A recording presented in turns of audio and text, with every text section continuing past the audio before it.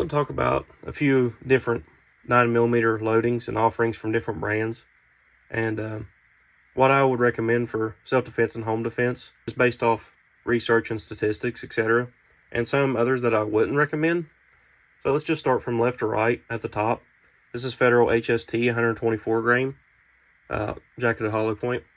It is moving at 1150 feet per second, which is 365 foot-pounds of energy out of a 4-inch barrel. You get about 15 to 18 inches of penetration in ballistic gel, 10% ballistic gel, which meets FBI standards. It's a very trusted round for concealed carry and personal defense. Has a nickel-plated casing and a sealed primer, which helps a lot against corrosion resistance. But if you're cycling out your ammo once or twice per year, as recommended, you really shouldn't have a problem with corrosion unless you live in like an environment that has like salty air or very humid, hot environment, wet environment. Its sister loading here is the Federal Punch 124 grain. Through my research and everything, I have not been able to find any discernible difference between these two loadings, other than this one is not nickel plated in the casing. But like I said, it had the same feet per second in energy as HST, maybe slightly more penetration, but that could be just, differentiation of testing. And, there's a lot of factors that go into testing that can skew results, but it's pretty much the same loading. Moving on to the right here, we have Sig Sauer Personal Defense Ammunition Elite Defense, which is the V-Crown offering. It's moving at 1165 feet per second, which is 374 foot-pounds of energy, which would make it more powerful, technically, than the Federal HST. But like I said, testing can be skewed and everything. I would still trust the HST more, but there's really nothing wrong with this from what I've seen in testing, etc. Penetrates to like 13 to 17 inches, I think it said. And it is a nickel-plated casing as well, but there's no sealed primer. Then moving on to the right, this is Hornady Custom 124 grain XTP. This is, so far, in my opinion, the worst offering in the lineup that I've got to so far, but I wouldn't hesitate to carry it. It's not really a bad round. Hornady's a trusted brand, but in some of the testing I was seeing, it was over penetrating, which is really not what you want in a self-defense encounter, as that projectile you're responsible for, if it goes through the assailant that is attacking you and hits another bystander, you can be in criminal trouble. But it is loaded at 1110 feet per second, 339 foot-pounds of energy, like I said, 17 to 21 inches penetration thereabout. But I still wouldn't hesitate to carry it. It just has a different application, and I would trust it just a little less than the previous offerings I've shown before. Here to the right is the Hornady Custom 147 grain. I would prefer this to carry over the 124 because it penetrates 15 to 19 inches in testing that I've seen, which that's more like it. It's getting closer, but 19 inches is just slightly over penetration, but it just depends on your application you're going to use it for.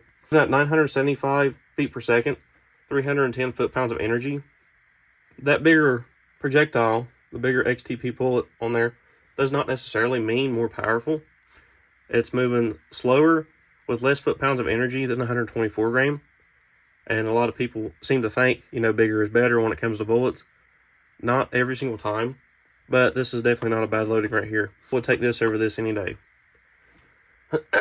The Blazer 124 grain. This is more of a target load.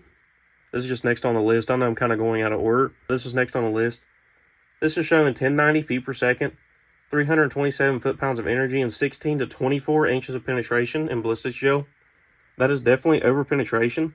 And also, too, there's no expanding projectile in that loading, which means that all that energy is just zipping right through, making just a pinhole. I mean, I wouldn't doubt it would work, but there's definitely better options, especially nowadays. But 124 grain FMJ is pretty much my go-to for target practice, etc. like that. And this has been one of the most accurate loadings in my handguns, is this Blazer Brass. And the reason people buy FMJs is to practice, etc., because it is cheaper than the self-defense ammo.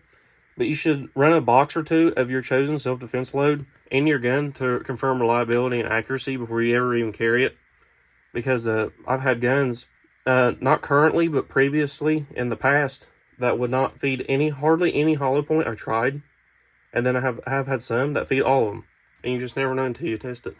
Another good choice is the Magtech 124 grain FMJ. It's moving a little faster at 1110 feet per second, 339 foot-pounds of energy, but it somehow penetrates less in ballistics gel, 16 to 20 inches. That is this loading right here. This is the brass case. This is the steel cased counterpart, which is one of the cheapest loadings you can get that is, you know, reliable and trustworthy and stuff. This is the bottom of the barrel that I go, is the steel case 9mm Luger. Moving on down the list, there is Federal 9mm 147 grain flat point FMJ.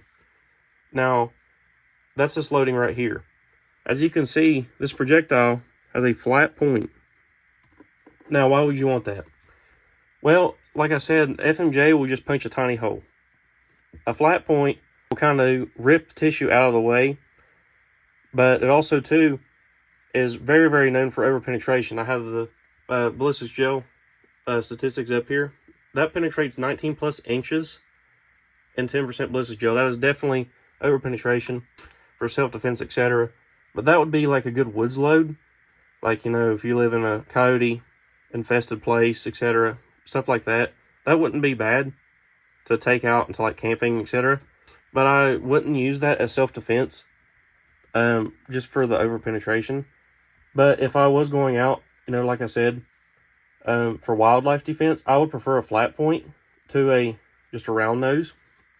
And the reason I prefer that, like I said earlier, is it would cut and like rip instead of just punch a hole in it. Phil Shoemaker, he shot, I think it was Tim Sundell said, a 900-pound grizzly bear with a flat point 147 grain, but it wasn't this exact loading. It was a buffalo boar hard cast plus P, might have even been plus P plus load. It was 147 grain flat nose hard cast plus P or plus P plus load. 4 rounds of that killed that grizzly bear. And a lot of people want to say that 9mm is too weak. It just depends on your ammo selection. And that's why I'm making this video, to show you the differentiation between what brand can have to the next. Then right above it, I have the Blazer 9mm 115 grain aluminum cased. This is the cheapest I can buy in store at the moment. This is like $11.99 per box where I live. It is even cheaper than the Magtech steel cased. I still prefer the Magtech steel case because it's 124 grain instead of 115, and it cycles a lot more reliably and better in my firearms. But a lot of people are kind of afraid of steel case. You shouldn't be. If you're shooting enough steel case to break your gun, you got enough money to buy a new gun. That's pretty much, you know, what I believe. But this aluminum case here is softer than steel, but I've had a lot more jams and reliability issues out of this Blazer aluminum than I have this Magtech steel. I don't think I've had any malfunctions out of this. And the price differentiation, if you're ordering online, is pretty much the same. So, you know, just take that as you will. The last offering, I don't think I've mentioned this one yet, is 9mm NATO. This is 124 grain FMJ. This will be probably considered close, if not plus P at 9mm. Moving at a 1200 feet per second out of a 4-inch barrel, 396 foot-pounds of energy, but it penetrates more than the 147 grain flat point because this is not a plus P loading, and it penetrates 23 plus inches in ballistic gelatin. How it got the NATO designation is the NATO countries, you know all the countries in NATO. If you don't, you can look them up. They wanted a 9mm loading that was more powerful than the regular 124 grain FMJ. Due to the Geneva Convention, they're limited to solid projectiles only. Some states, I think at least one state that I know of, is limited to FMJ loadings for self-defense for civilians, and that's New Jersey. I don't know if they changed that or not, but I would not carry that, just for the simple fact of 23 inches in penetration in gel. That's pretty major. That's, you know, almost irresponsible to carry that as a civilian in self-defense encounter. But if that's all I had, I guess I would use it. But for what the soldiers and stuff in NATO and, you know, they're using it for, it's probably okay. They have to punch through some soft targets, etc., to get through to the person that they're trying to shoot. So, I mean, that makes sense for them. I don't see this often. So when I did, I bought like 3 boxes of it. You can definitely tell it's a little spicy. in your handguns. It definitely has more recoil, but I've never had a problem cycling that. The good thing about 9mm is usually the more powerful you go, the better your reliability is. Which this 115 grain aluminum case, I felt kind of underpowered. This is probably the weakest feeling load on the entire table, and this is probably the most powerful feeling load on the entire table.